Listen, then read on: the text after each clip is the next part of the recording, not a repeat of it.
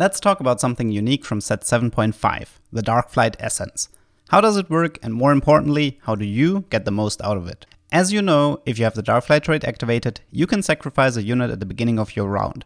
If that unit has an item, it will end up getting distributed onto every Darkflight unit with a free item slot. This mechanic though could have caused a lot of problems. Duplicating a Radiant item or giving every Darkflight unit a specific emblem would be a balance nightmare.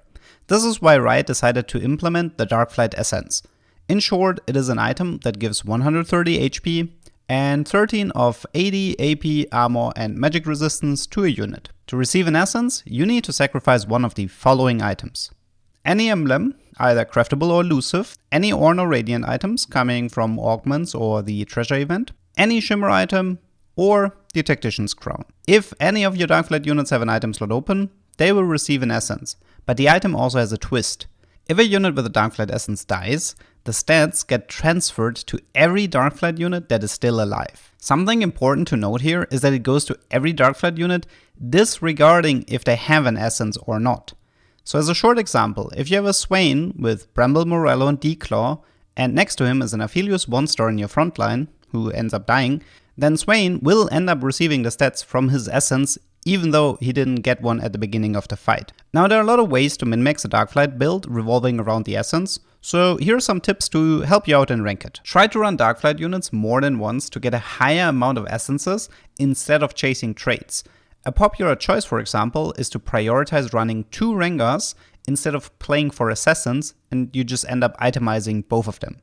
You should also consider taking silver augments like Jade Crest and Shimmerscale Crest simply to receive a cheap emblem that you can use for the essence without having to sacrifice a full item or wasting a higher tier augment. Also something for you to consider is that you can open up the game with an augment like Portable Forge and take a good early game item, something like Rocket Propelled Fist.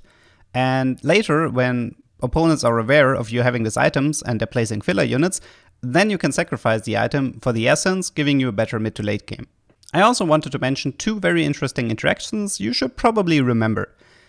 One of them is that Randuin's Sanctum will give out the defensive bonus before the unit gets sacrificed, which means you don't lose any value at all. The same also applies for the Radiant Zizirot, since the Zizirot will still spawn while also creating an essence for all of your Darkflight units. Now, as a general rule of thumb, in the late game it is more important to have a 3rd item on your main carry instead of keeping it open for an essence. The stats from one essence won't matter compared to full item, and as we established before, you will receive the buff from the other Darkflight units anyways. Well, I do believe that was everything I wanted to cover. If I forgot something important, feel free to let me know in the comments. If you like this type of content, do feel free to subscribe, it does help out a lot. I hope you learned something, and see you next time.